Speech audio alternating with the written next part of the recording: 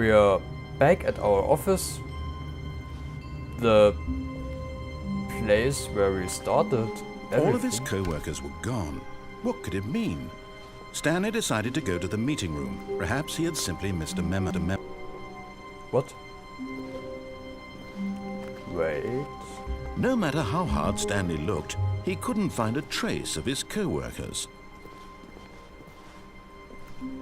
I don't remember these coffee mugs. Wait, damn it, my office is closed right now. I think there was a Valentine here, and here should be who farted.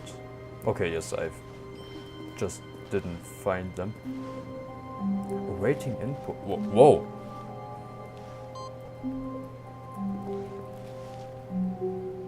What did I just... This is... I didn't notice this computer. There's...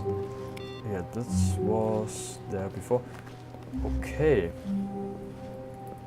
But I can't do much more. Just one pink bar, I don't know. Oh, 420. I had Mondays, the fuel is still spilled over the ground. Well, let's go ahead. When Stanley came to a set of 2 open doors, he entered the door on his left. Well, should I do it? Should I just... This time, I'll do it.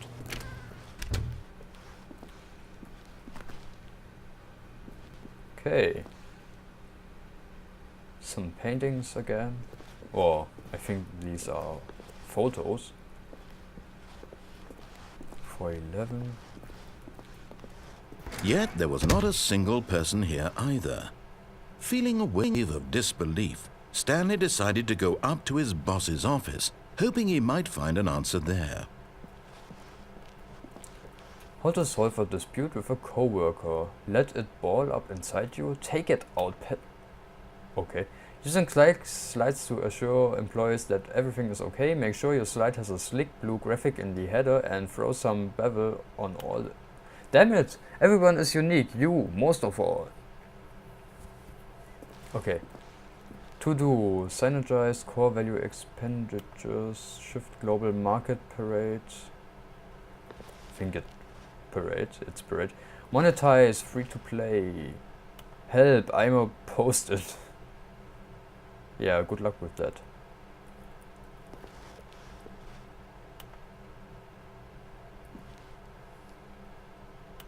Target demographic teenagers. What is hot? Profits okay. Profits, okay.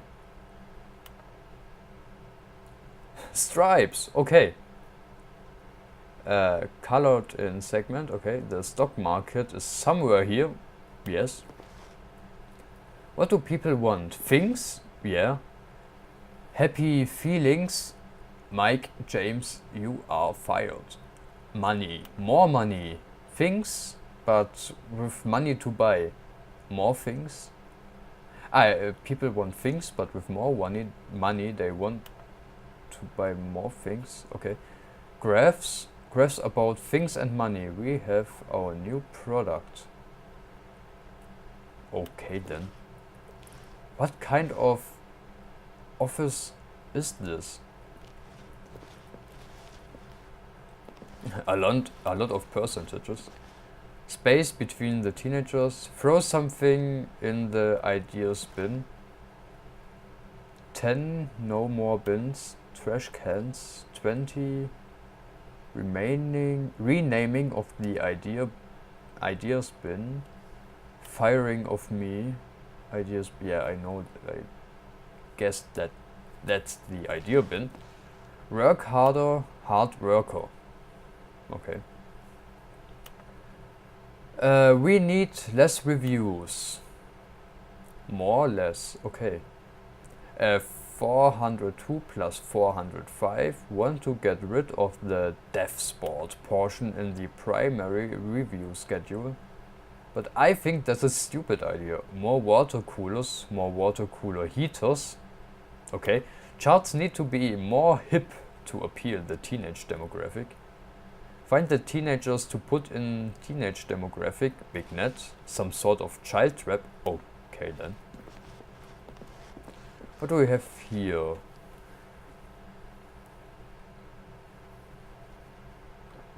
Do not alter without consulting whiteboard manager.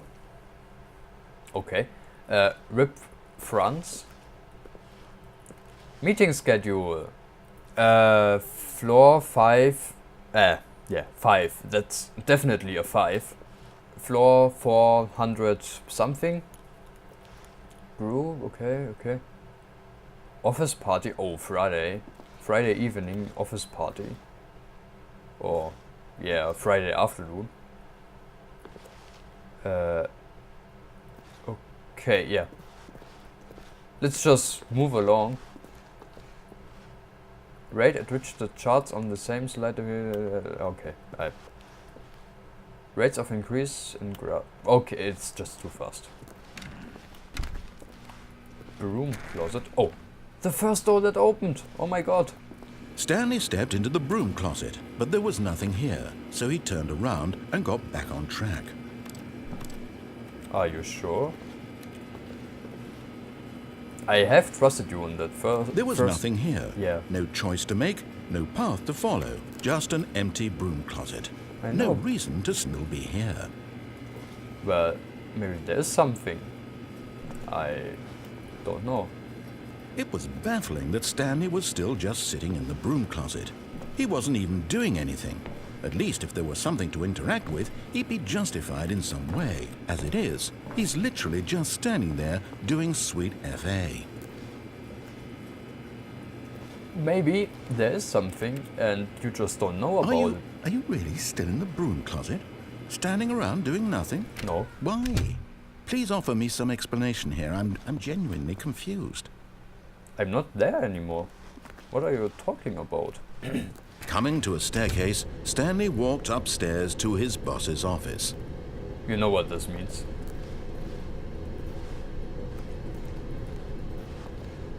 Whoa. Hello? Don't know if I want to go here. Wonder if when it... Okay, the light just stops. Oh, there's a car. But Stanley just couldn't do it. He considered the possibility of facing his boss, admitting he had left his post during work hours. He might be fired for that. And in such a competitive economy, why had he taken that risk? All because he believed everyone had vanished? His boss would think he was crazy. And then something occurred to Stanley. Maybe, he thought to himself, maybe I am crazy. All of my co-workers blinking mysteriously out of existence in a single moment for no reason at all? None of it made any logical sense. And as Stanley pondered this, he began to make other strange observations. For example, why couldn't he see his feet when he looked down? Yeah. Why did doors close automatically behind him wherever he went? Yeah. And for that Why? matter, these rooms were starting to look pretty familiar. Were they simply repeating? No, Stanley said to himself, this is all too strange. This can't be real. And at last, he came to the conclusion that had been on the tip of his tongue. He just hadn't found the words for it. I'm dreaming, he yelled. This is all a dream. Oh, what a relief Stanley felt to have finally found an answer, an explanation. His co-workers weren't actually gone. He wasn't going to lose his job. He wasn't crazy after all. And he thought to himself, I suppose I'll wake up soon. I'll have to go back to my boring real-life job pushing buttons. I may as well enjoy this while I'm still lucid. So, he imagined himself flying and began to gently float above the ground. Then he imagined himself soaring through space on a magical starfield, and it too appeared. It was so much fun, and Stanley marveled that he had still not woken up. How was he remaining so lucid? And then perhaps the strangest question of them all entered Stanley's head. One he was amazed he hadn't asked himself sooner. Why is there a voice in my head dictating everything that I'm doing and thinking? Now the voice was describing itself being considered by Stanley, who found it particularly strange. I'm dreaming about a voice describing me, thinking about how it's describing my thoughts, he thought. And while he thought it all very odd and wondered if this voice spoke to all people in their dreams, the truth was that, of course, this was not a dream. How could it be?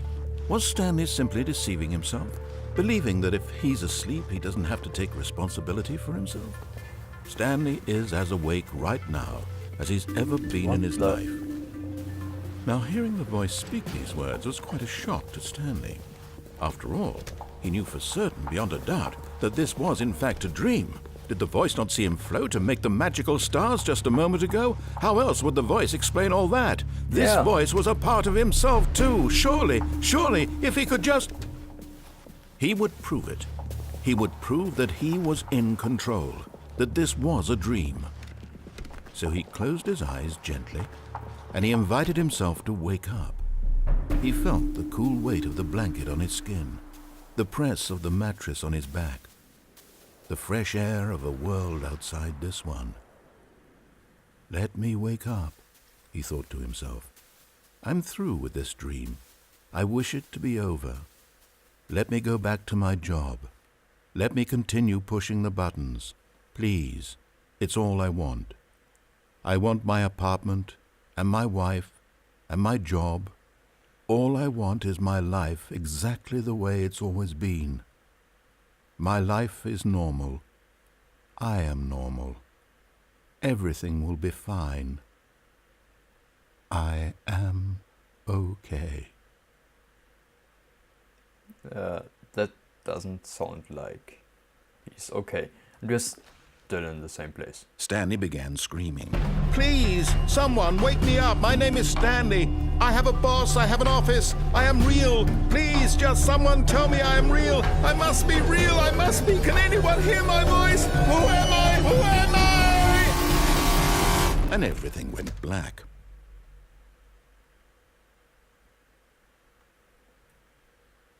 This is the story of a woman named Mariella. Mariella woke up on a day like any other. She arose, got dressed, gathered her belongings, and walked to her place of work. But on this particular day, her walk was interrupted by the body of a man who had stumbled through town talking and screaming to himself, and then collapsed dead on the sidewalk. And although she would soon turn to go call for an ambulance, for just a few brief moments, she considered the strange man. He was obviously crazy. This much she knew. Everyone knows what crazy people look like. And in that moment, she thought to herself how lucky she was to be normal. I am sane. I am in control of my mind. I know what is real and what isn't. It was comforting to think this, and in a certain way, seeing this man made her feel better. But then she remembered the meeting she had scheduled for that day, the very important people whose impressions of her would affect her career, and by extension, the rest of her life. She had no time for this, so it was only a moment that she stood there, staring down at the body. And then she turned and ran. So this time Stanley went crazy. Okay.